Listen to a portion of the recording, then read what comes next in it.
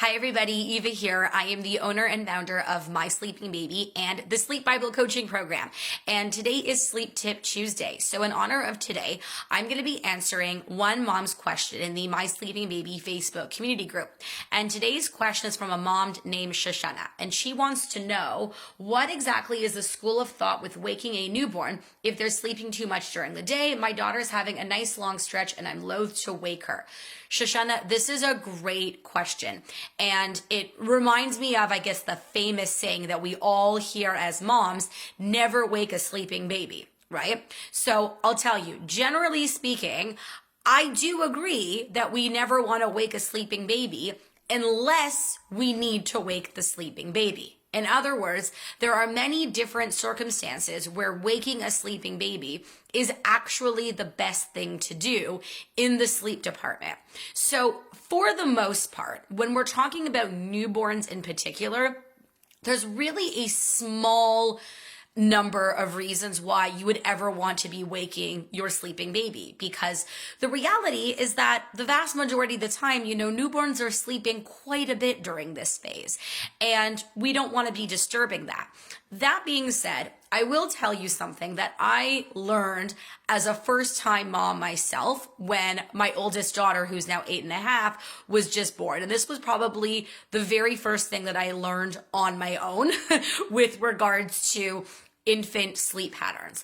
And that is that I saw very early on that she would give me 1 4-hour stretch every 24-hour period.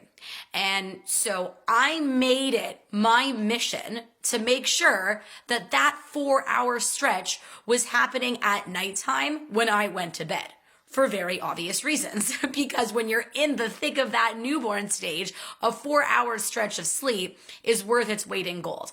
And I saw very early on that if she was still sleeping longer than 3 hours and I would wait for her to wake up on her own, she would give me that 1 4-hour stretch smack in the middle of the day. And the last thing you want is to perpetuate something called day-night confusion, which basically describes the fact that when newborn babies are born, they don't have biological clocks. They don't have circadian rhythms, and their bodies don't understand the difference between daytime and nighttime because they've been in the womb for the last 9 months where they haven't had exposure to natural light the way that you and I have. And so to help expedite this process where your baby begins to learn the difference between day and nighttime, generally speaking, I wouldn't recommend letting your baby nap for longer than a 3-hour stretch during the daytime, because you don't want your baby giving you their bigger stretch of sleep in the middle of the day. You want them giving you that big stretch of sleep at nighttime because it means that you have the ability to get a longer stretch of sleep at night. And B, I do find that if you continue to implement healthy sleep habits overall, that 4-hour stretch of sleep really has the potential to extend to 5 hours and then 6 hours and then 7 hours, etc., as the baby gets older and is developmentally ready for this. You don't want that one longer stretch of sleep happening in the middle of the day. So that's one factor that, and I think if you ask me, is probably the most important factor that you really want to be taking into account.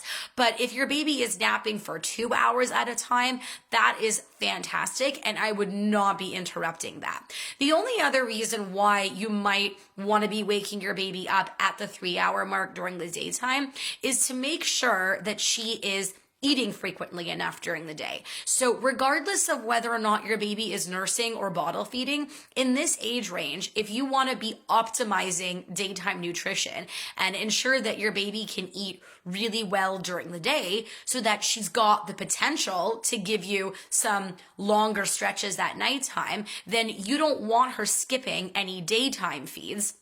Because if she sleeps too long during the day and then skips a feed, guess what? She's going to have to compensate by eating that extra feed, taking down that extra feed at nighttime, which of course you don't want. So I think when you've got a baby in the 2-month range or younger, allowing them to sleep 2 to 3 hour stretches is just fine. But I would be wary for those reasons of letting your baby sleep longer than that. Namely, you want to expedite the process of getting your baby's biological clock set and established so that she knows when it's daytime and when it's nighttime. B, you want that 4-hour stretch or 5-hour stretch happening at nighttime, not during the day. And 3, did I say C or 3? Gosh, I can't really remember. The third reason why you want to avoid daytime sleep stretches longer than that is so that your baby has the ability to eat optimally and doesn't skip over feeds. So I hope that this was helpful and that you all have a fantastic day. Take care.